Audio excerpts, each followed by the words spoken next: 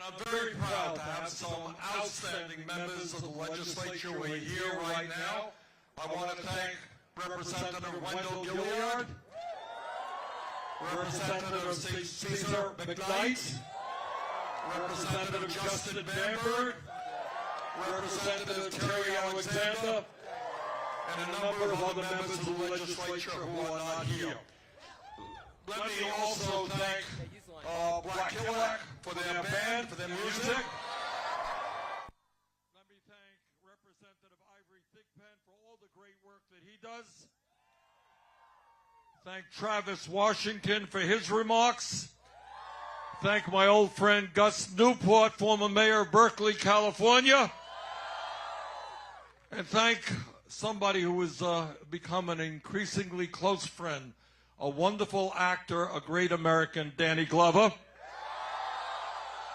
And let me thank one of the rising young political stars in this country, and that is Mayor Chokwe Lumumba of Jackson, Mississippi. And let me thank one of the great rap stars in this country, Killer Mike. And let me thank Senator Nina Turner. We're here today for two purposes. Number one, we are united in understanding that we have got to defeat the most dangerous president in the modern history of America. We have to defeat him, and we will defeat him. We will defeat him because the American people are sick and tired of a president who is a pathological liar.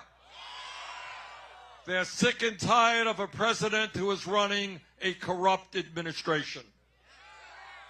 And I'll give you an example, a very close example of why we are going to beat Donald Trump. Trump is here today in Charleston, South Carolina. Now, all of you know there is a global healthcare crisis taking place right now with the coronavirus. Countries all over the world are working frantically to figure out how they can control the virus, how we can get a vaccine to deal with the virus. And here in America, obviously, we've got to do the same. One might think that in the midst of a major healthcare crisis, the President of the United States would be assembling doctors and scientists and researchers. Not Donald Trump. He is here in South Carolina for one reason: to disrupt the Democratic primary. That's why he's here. He hopes that he could get a little media attention taken away from the Democratic candidates. How petty, how pathetic is that? So I say to Donald Trump, don't worry about the Democratic primary, because we're going to beat you. Start worrying about the coronavirus and the healthcare crisis in America. Do your job as president. But it is not just that Trump is a petty individual or a liar. He is a fraud as well. He came to South Carolina in 2016, as you'll all recall, and he said, I am going to provide health care for everybody. Remember that? He lied. Instead of providing health care for everybody, he has tried to throw 32 million Americans off the health care they already have.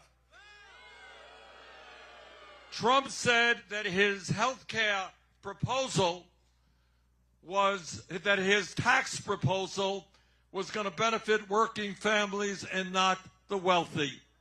He lied. 83% of the benefits go to the top 1% over a 10-year period. Trump said, as you'll recall, that he was a different type of Republican. He was not going to cut Medicaid or Medicare or Social Security. He lied. The budgets that he has presented call for massive cuts to Medicaid, Medicare, and Social Security.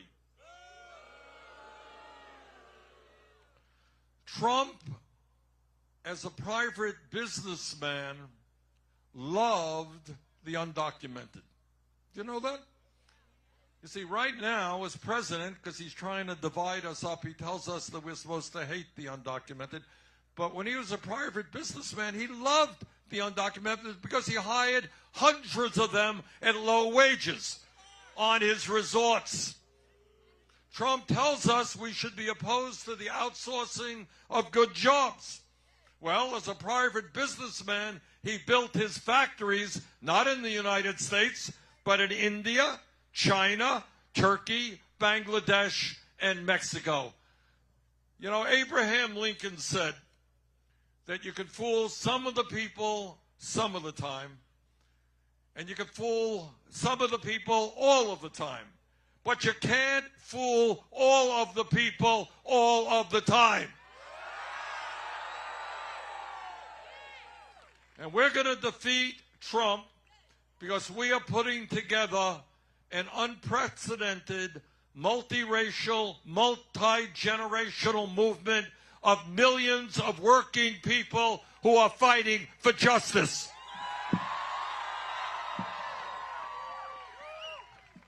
And what that movement is about is saying that we need a government and an economy that works for all of us, not just the 1%.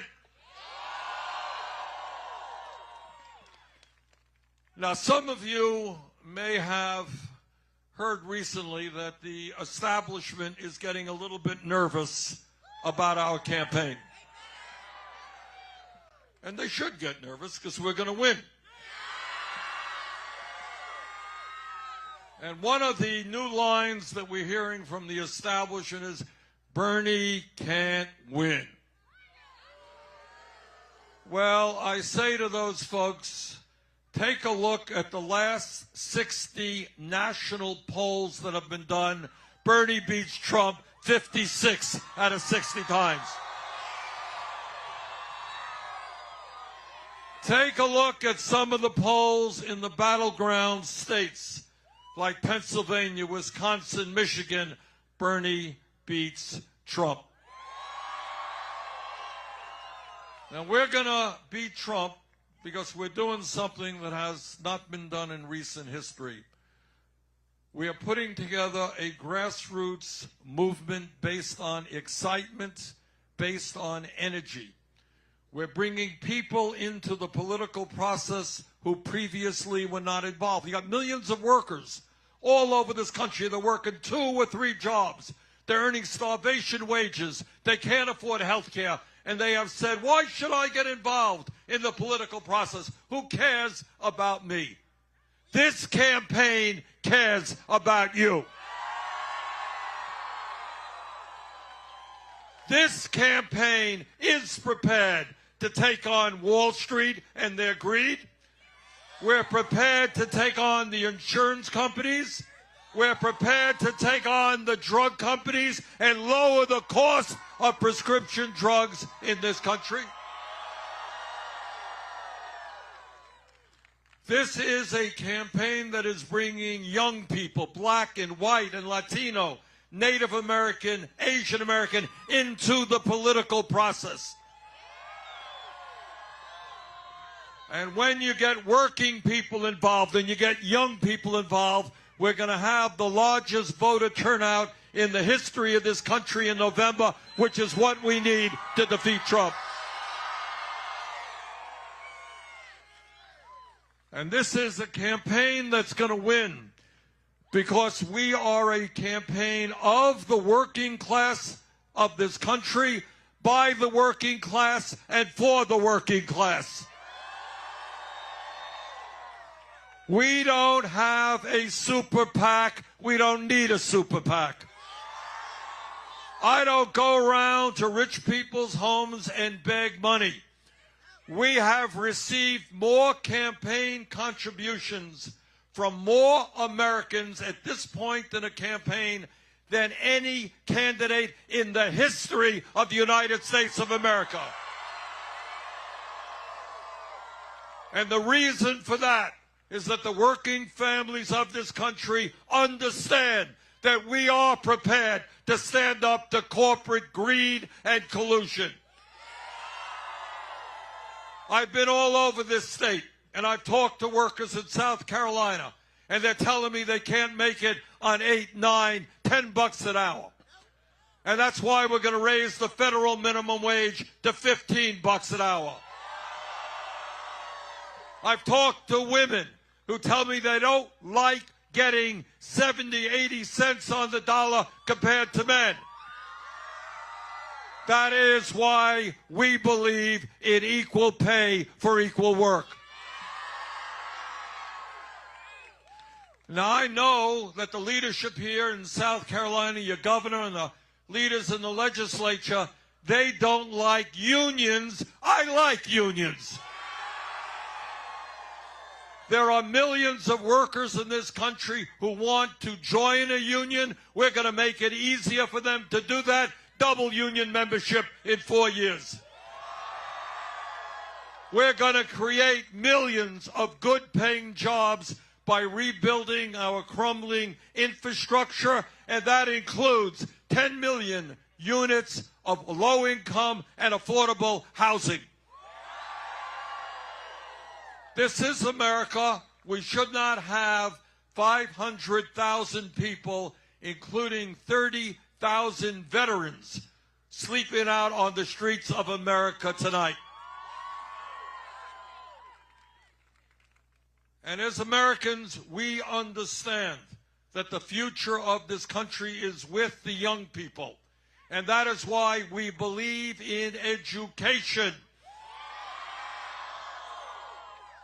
We believe in high-quality, universal, affordable child care for every working family in America. We believe that all of our kids, and this is a national issue, but it is an even more severe issue here in South Carolina. We believe that all of our kids, regardless of the income of their families, deserve a high-quality public education. And that is why we're going to triple funding for low-income Title I schools. I just spoke to earlier today a teacher here in South Carolina. She is working at 3 other jobs. She's a teacher, but in order to make a living, she's working for Uber. She's a waitress. In America, teachers should be focused on teaching, not have to work 3 other jobs. And that is why we're going to fight to make sure that all teachers in America receive at least $60,000 a year in salary. And because we believe in education, we believe that all of our kids, regardless of their income, have the right to a higher education, college or trade school, which is why we're going to make public colleges and universities tuition-free. And if Congress could give $1 trillion in tax breaks 2 years ago against my vote to the 1% in large corporations, you know what we can do? We can forgive all student debt in this country. And I'll tell you what else our administration is about.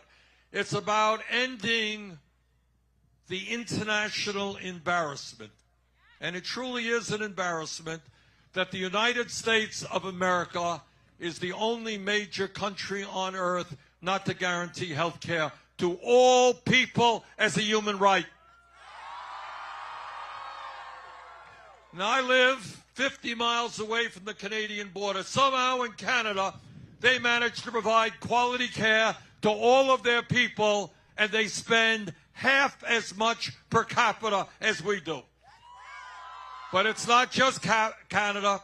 It's France, it's Germany, it's the UK, it's Sweden, Norway, Denmark, Finland, you name it. If every other country on earth can guarantee health care to all of their people at half the cost that we're spending, don't tell me we can't do the same. Don't tell me we can't take on the greed and corruption of the pharmaceutical industry, who are charging us, in some cases, 10 times more for the same exact drugs sold abroad. I believe that the time is long overdue, given that we have been talking as a nation for over 100 years about universal health care. The time is now to stop the talk. The time is now for action. Whether the healthcare industry likes it or not, we are going to pass a Medicare for all single-payer program.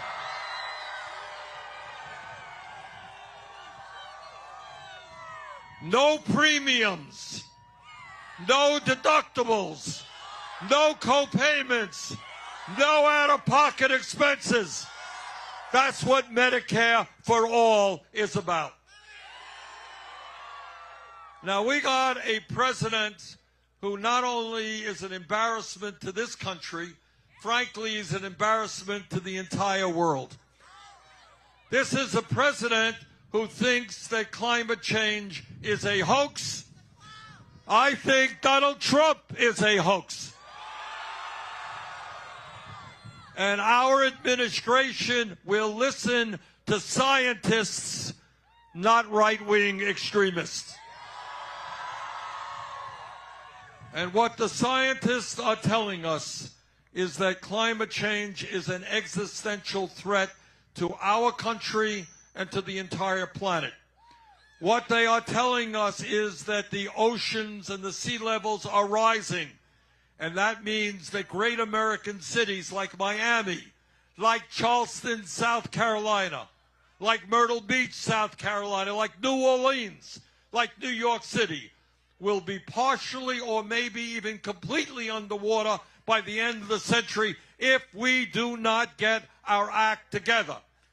Well, under our administration, we will get our act together.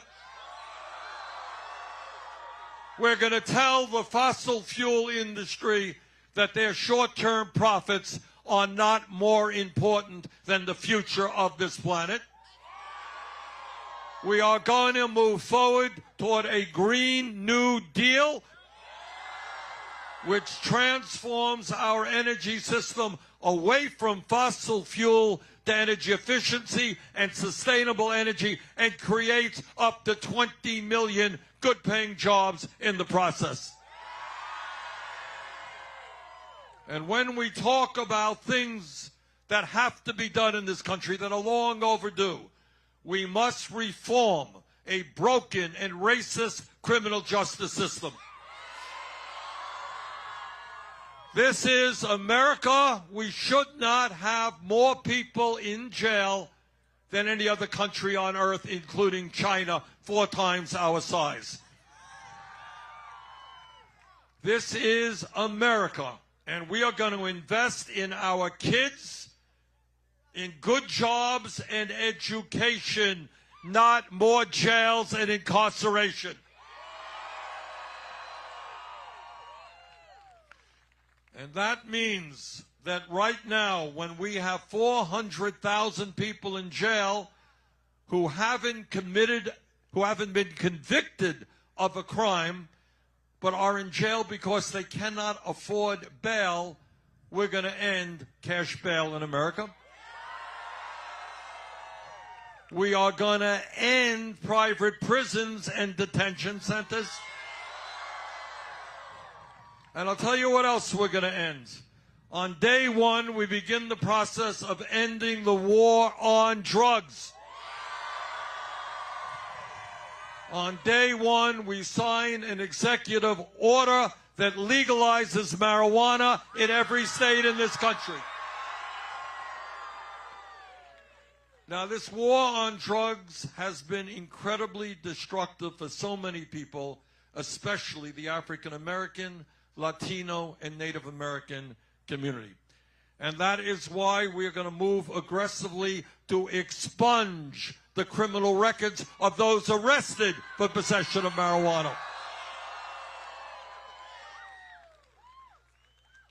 And when we talk about systems that are broken, we are going to bring fundamental reform to our immigration system. On day one, we signed an executive order restoring the legal status of the 1.8 million young people eligible for the DACA program. On day one, we change our border policies so that federal agents will no longer be snatching babies from the arms of their mothers.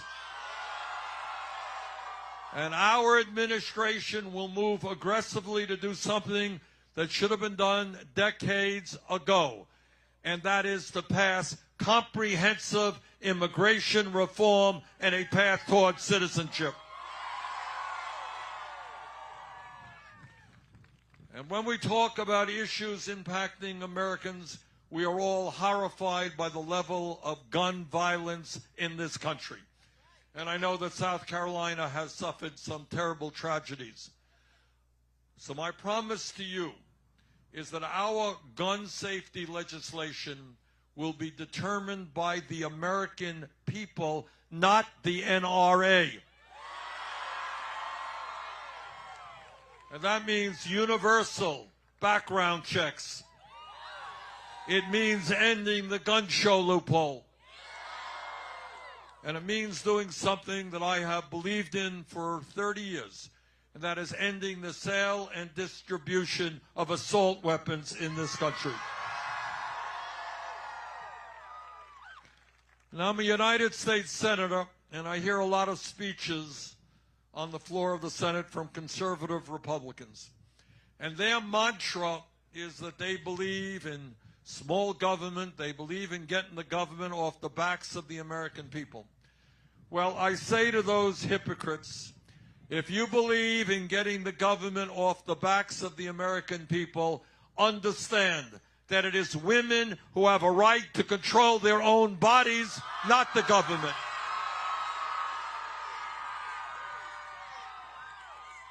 And I want to speak to the men here today, because women now are under political assault all over this country. Men, stand with the women. They need your help.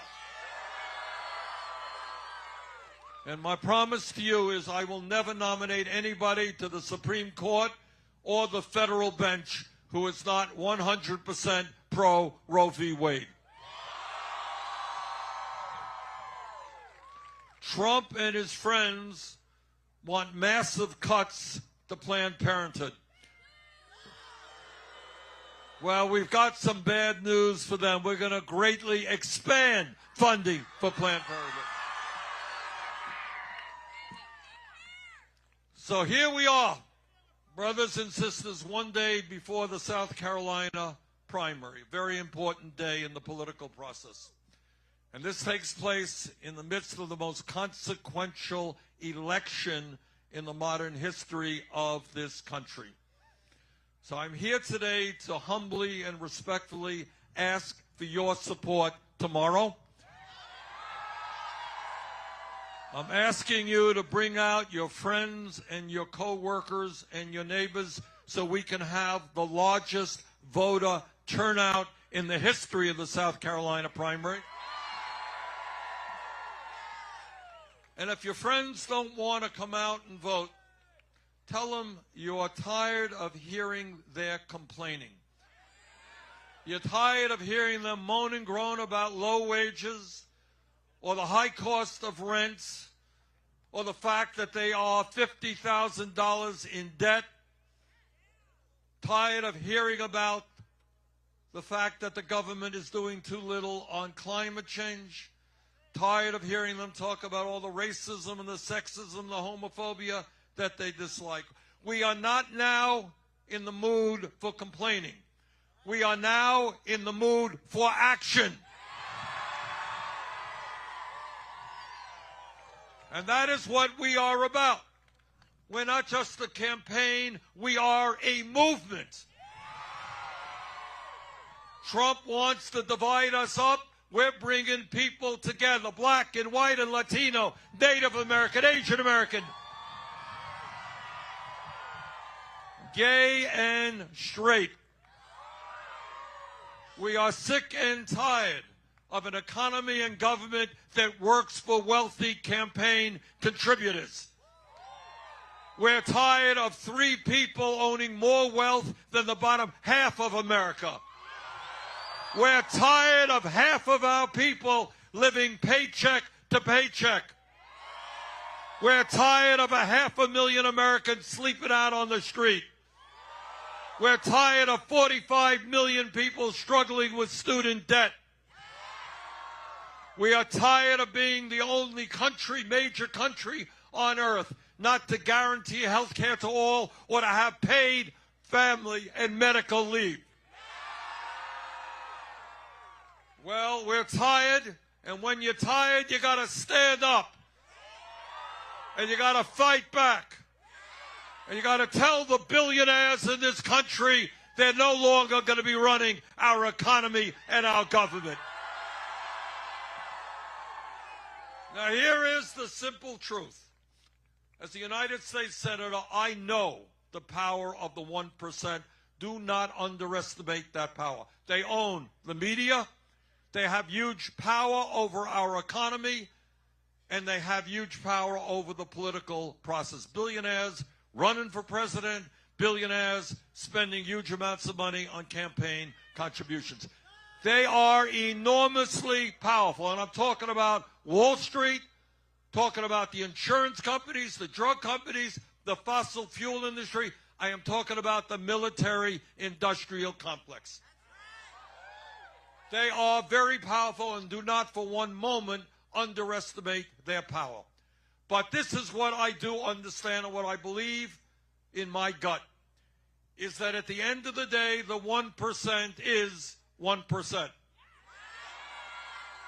And if we stand together and don't allow Trump and his friends to divide us up, if we keep our eyes on the prize, which is an agenda that works for working families, if we stand together, if we're prepared to stand up and fight, if we're prepared to bring people into the political process, all of the money in the world is not going to be able to stop us.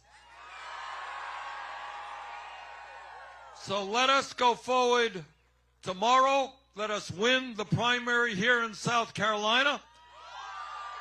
Let us win the Democratic nomination.